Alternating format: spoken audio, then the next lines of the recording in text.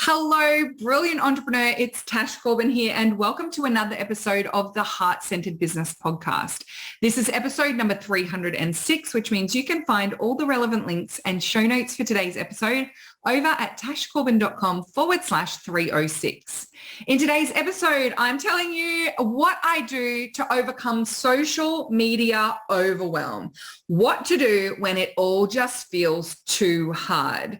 So if you are starting to feel or have always felt that social media is just a big mess and it's overwhelming and it's all too hard, then this is going to be a really powerful and helpful episode for you. And if you use social media as one of your core marketing strategies, I would highly recommend that you listen along to this one because we want to bring the joy of social media back and its effectiveness as well. So let's dive on in. I'm Tash Corbin, and this is the Heart-Centered Business Podcast. Okay, so I hear it a lot. I hear so many people saying, I want to use social media, especially Facebook, Instagram, TikTok, to grow my business, but it's just too overwhelming. It's too much. I'm an introvert. I don't like it. I'm not a social media person. I just don't find that it's particularly enriching. It's not part of my business strategy. I don't want to use social media. Now, I totally understand that social media can feel all of those things and that there is big resistance to using platforms such as social media to grow your business. First and foremost, you don't have to use social media to run your business and grow your business. I totally understand and appreciate that there are so many other ways to do it. It's one of the ways that you can grow your business. But I also see social media as such an amazing opportunity. And for a lot of people, their initial draw to social media is still there, but there are some things that just make social media feel like it's not nice. It's overwhelming. It's too much for them. And so I want us to look at this with discernment rather than just having this all or nothing approach. So just because the way that you're using social media right now doesn't work for you, doesn't mean that social media is at fault. Doesn't mean that social media full stop is the problem.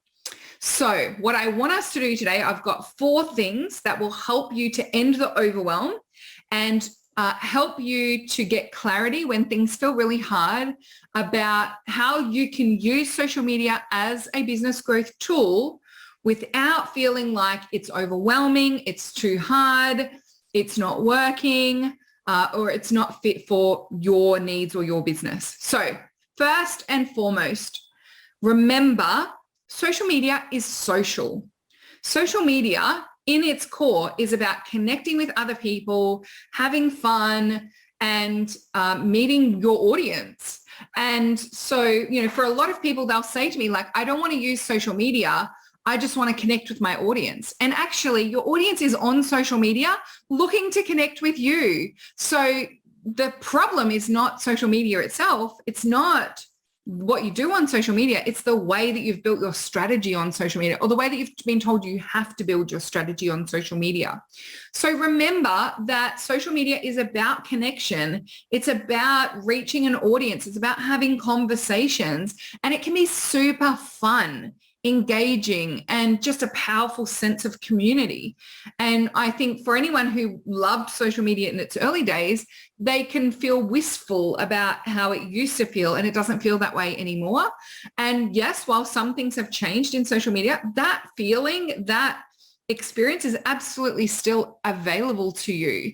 I still feel like when I jump on social media these days, I am connecting with my friends. I'm connecting with my acquaintances. I'm connecting with my audience. I'm connecting with my family. Like, I still find social media social and fun and engaging, but it's because I have my social media strategy clear, and it's because I remember that social media is social. It is a social platform.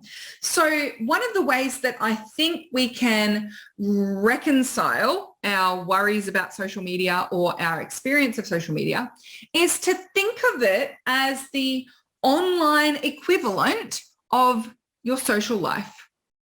It is an online equivalent. So if you think about the different spaces where you show up on social media, for example, being on your page, posting on your Facebook page as a business owner is you having billboards or writing articles in magazines. It's you putting together a compilation of short stories. It's you, walking along the street and having people say hello and you're saying hello back. And then they say, what do you do? And you say, this is what I do. I have my own business. So, what you do on your Facebook page is the equivalent of what you would do if the internet didn't exist. It's just that with the power of the internet, you get to do it from home in your pajamas at times that work for you and reach people all around the world.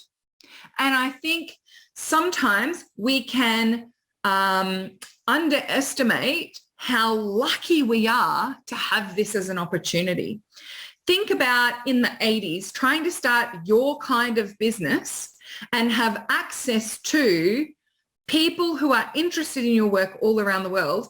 How on earth would you do that? You would be flying around the world, having to pound the pavement, and imagine going and running a seminar overseas, inviting, having done the advertising and inviting all of these people and having 3 people show up. And not only have you put in money to advertise, you've hauled your lovely bottom all the way over to another country. You have booked the venue, like all of the things you would have to do to find out actually people aren't really interested in this, versus running a free Facebook Live on your Facebook page, promoting it for free, sharing it in free networking groups and Facebook communities, and having 3 people show up. Think about the level of investment and disappointment that you would feel if you had to do it the old way versus the level of investment that you've had to have that disappointment of only having 3 people show up to a Facebook Live. And so many people have 3 people show up to a Facebook Live and immediately blame social media for the reason why they only had 3 people show up. Immediately blame the platform and don't recognize that that platform just saved you flights, hiring a venue, flying over, the time to go and fly over the other side of the world, the advertising you would have had to do to get in front of those people, the networking you would have had to do, the gatekeepers you would have had to get past in order to even try promoting that free workshop or that seminar or that event. There's so much power and resources and connection available to us. And I think we sometimes take it for granted. So remember, social media is social, and the offline equivalent of what you are able to do online is going to be harder, more expensive, take more time. And this is your opportunity to access your audience faster, easier, and more cheaply. And in most cases, for free initially when you're starting a business. How cool is that? So then if you think of the online equivalent of what is a Facebook community, like let's say the Heart-Centered Soul-Driven Entrepreneurs Facebook group, 35,000 people in that Facebook group. And you get to go into that Facebook group every single day and share things and ask questions and, through the team, and have the team ask a question of the crowd for you. You get to have conversations. You get to promote your products and services. It's like you're getting invited to a business networking breakfast every single day for free with a ginormous audience. And this is your opportunity to get out there and network and have an amazing day. How cool is that, right? Or think about like Instagram as you showing your favorite photos of what you're doing in real time to not just your friends and family, but also to business associates and potential clients in your audience who are interested and want to know about you and they want to see your photos. So, I think that we can often just label social media as this bad advertising machine and it's just data mining and all of those sorts of things, and forget that we wouldn't be on social media and people wouldn't use social media if they didn't get a benefit from it, if they didn't enjoy the experience. And we do love being able to connect with other humans. We love being able to see photos of what people are up to. We love being able to connect and have conversations with people. And regardless of whether you're an introvert or an extrovert, there are ways to make that experience feel joyful the way that you do with your social life in real life as well. So rather than seeing it as something that has a hold over you and it's, using you and sucking you dry, remember social media is social, and it is always an option for you to opt out if it doesn't feel like it lights you up and it's not something that's fun for you. But before you run away, why not try creating and curating a social media strategy and a social media experience that does light you up? Rather than just saying, is social media good or bad? Ask the question, how can I make social media feel good for me? So that's number one. Number two, boundary up the time that you're investing in social media for your business and nail those basics consistently. So many people are asking me questions about, well, should I create this Facebook group and that Facebook group? Should I create a separate page for this and a separate page for that? Should I run 12 Facebook Lives in 12 days? And I just say to them, okay, all of those are 1% additional optional add-ons to your strategy. Are you posting every day on your Facebook page? No. Are you posting every day on your Facebook page, paying attention to what works and refining what your daily posts look and feel like so that they are more resonant and are snowballing your reach on Facebook? No. Well, why don't we get that sorted first before we go chasing shiny objects? Because if you don't have those foundations in place, it doesn't matter what shiny strategies you play with. You're not going to see the results from those that other people do because the other people have already got their basics nailed. So nail your basics consistently, and you can do that in 15 minutes a day. 15 minutes a day. If you are someone who finds social media is eating up hours and hours of your day and it's not necessarily returning on that investment, it's not bringing in those results, create a boundary time where you are strategic and focused on social media and nail your basics in that time. So I have clients who they drop their kids off at school and then on their way home, they pull over at a beautiful park, they park their car, and they do their 20 minutes of social media on their phone. They do that because they know they will protect that time. They'll do it every single day. They'll be super consistent with it. And they have a very limited time, so they're going to do the basics and get them nailed, get them really right. And the basics for you might be different basics for someone else, but for most people, there is a core foundational basic strategy, whatever social media channel you're using, that will do the core basics of get yourself in front of new people each day, connect with and strike up conversations with your audience, and present yourself as having some information or products or services that could be of benefit to that person. Yeah. So just getting those basics nailed. So boundary up that time and nail the basics. My boundaried social media time is a 25-minute every single day appointment with myself to be on social media. That's where I nail my basics. And a lot of my basics being nailed is, outsourced to my team now, and, it's a bit of a joint effort with me and my team, but I don't take away that 25 minutes of focus time on social media. What I do in that 25 minutes has changed from when I first started my business to today, but the 25 minutes hasn't ever left me. I'm on social media for 25 minutes a day, 5 days a week, 4 days a week, probably. So I don't lose that consistency. Okay. Number 3, stop buying into the fear and rules and changes that are just making it hard for you.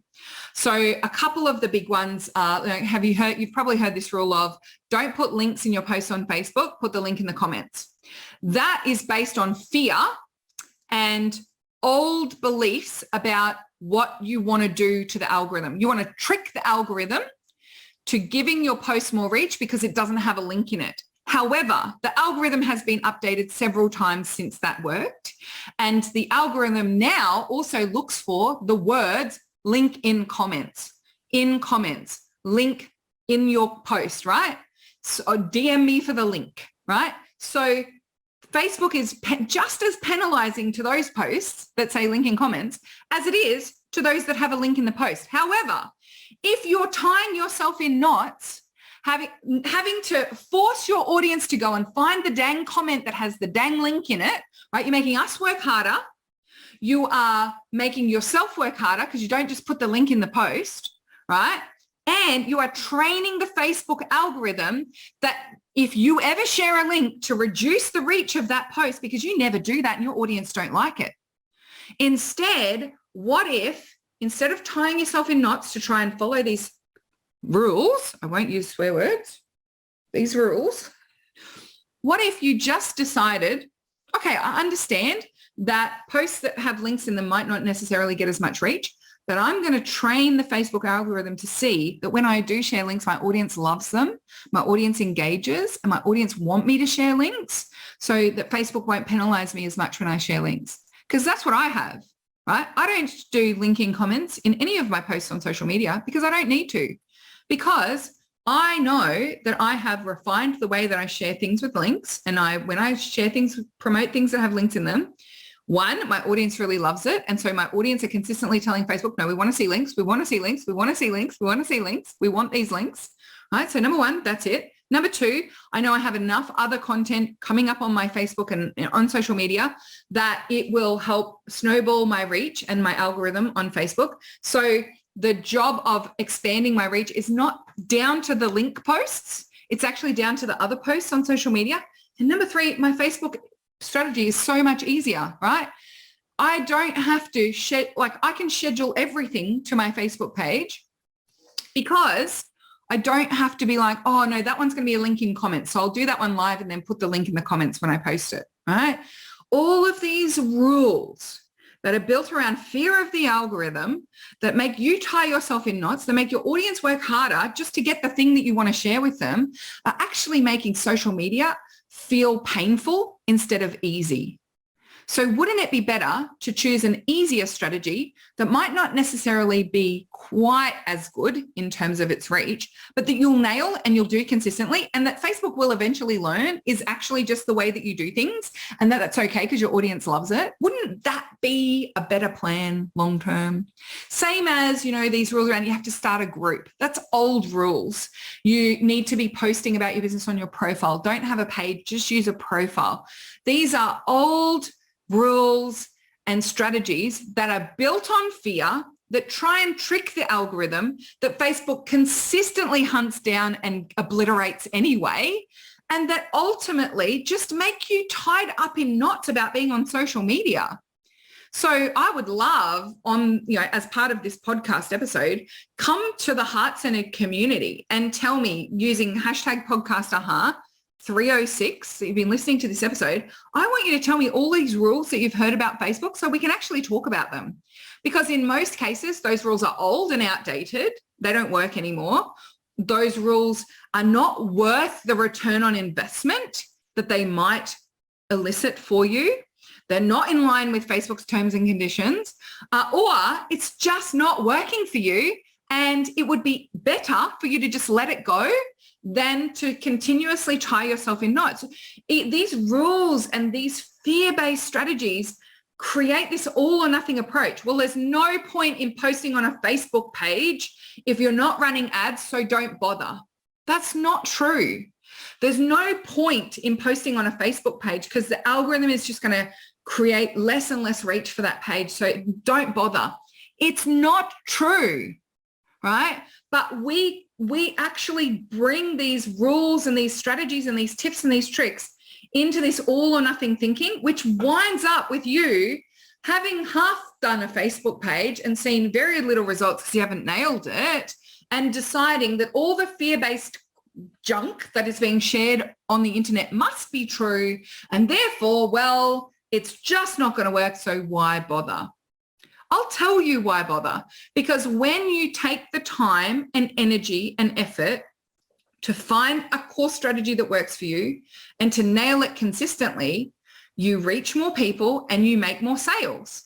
And you get to do that for free. There are very few opportunities in the world for you to build an audience and promote to them for free. And social media is one of those opportunities. The problem is not social media. It's the way you use social media. It's your experience of social media. It's the results you're getting from social media. It's the fear-based rhetoric that you've taken as gospel about social media. So instead of buying into the fear and the rules and the tactics and tying yourself in knots, why not craft a simple, effective Facebook strategy or a simple, effective Instagram strategy that you know with consistency and time will expand your reach and your audience and increase the number of sales that you are making online for free? Because it is that simple. It is that powerful. But we do it for 3 or 4 weeks. Don't get instant results, get frustrated, decide there must be some other magic solution and answer out there, and we never actually see it through with consistency. We never actually ask the question, how can I make this work? We just constantly ask the question, does this work? Does this not work? Does this work? Does this not work? It's the wrong question. The question should be, how do I make this work effectively for me? Not, does it work? Doesn't it work? How do I make this work in a way that works for me, works for my audience? Because if you consistently ask that question, you consistently look for strategy that will actually help answer that question, you will find that you can make social media work for you really beautifully, and it remains a joy, and it remains fun, and it remains social, and it stays boundaried. All right, and then the final thing, the final tip for what to do with the overwhelm, how to end it, is to have a strategy. Have an actual strategy. If you were making $5,000 every time you showed up on social media, you wouldn't find it overwhelming. If you were getting 3 or 4 people sending you a private message every time you posted an offer saying, oh my gosh, I need this, you wouldn't say it's a waste of time. If you were able to see that month on month, your social media time stayed the same every day, but your results got bigger and bigger, you wouldn't say it's all too hard. The problem is not social media. It's that you don't have a good enough strategy. It's that you haven't found or implemented consistently a strategy that with boundaried time gets greater and greater results for you. And that is possible. So many people believe that it's not possible for them. But in my world, not only is it possible, I have hundreds and hundreds and hundreds of people who are proving how easy it can be. So I want you to remind yourself that social media only feels overwhelming or too hard or too much when it's not getting the results for you. If it was getting results, you wouldn't be angry at it. If it was getting results, you wouldn't be so quick to dismiss it. And the difference between social media strategy that gets results and social media that doesn't get results is having a strategy that works, is having a plan that you follow consistently that works. So if you would like to refine your strategy to actually give social media a chance, if you would like to end that overwhelm and focus down on the social media strategy that attracts and converts people into paying clients, then I would love for you to come and check out my free training called the $0 Facebook Marketing Plan. And that is the very simple, very effective Facebook marketing strategy that grows your audience, connects with them, and creates sales. You don't have to be following a list of 35 rules about links in comments and da-da-da. You don't have to be sliding into strangers' DMs and telling them that you're interested in the weather where they are in the world and pretending that you're interested in connecting with them as a human when really all you want to do is connect with them as a customer. You don't have to have perfectly manicured photos. You don't have to write 500-word captions and use the perfect set of 15 hashtags. It is a very simple, very effective Facebook strategy that when implemented consistently through the lens of how do I make this work better? How do I make this work better? It will continue to grow your results from social media. So if you'd like to grab that, make sure that you come over to the show notes at tashcorbin.com/306. I'll have a link to it there. And even if you've watched this one before, I would highly recommend that you go and check it out. One, it gets updated very regularly. And two, sometimes we need to remind ourselves of the basics. So come and check that one out, tashcorbin.com/306. And don't forget, come over to the Heart Centered group, use hashtag podcast and tell me you've been listening to episode 306. And if you've got any of those rules that you're like, no, we still have to do like posting in groups, not posting on pages, right?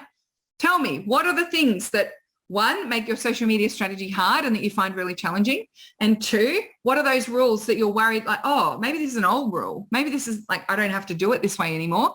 Come and ask and we'll continue the conversation in the Heart Centered community. Thank you so much for listening. Until next time, I cannot wait to see you shine. Bye for now. Would you like more tips, tools and resources to help you grow your heart-centered business? Head to tashcorbin.com today.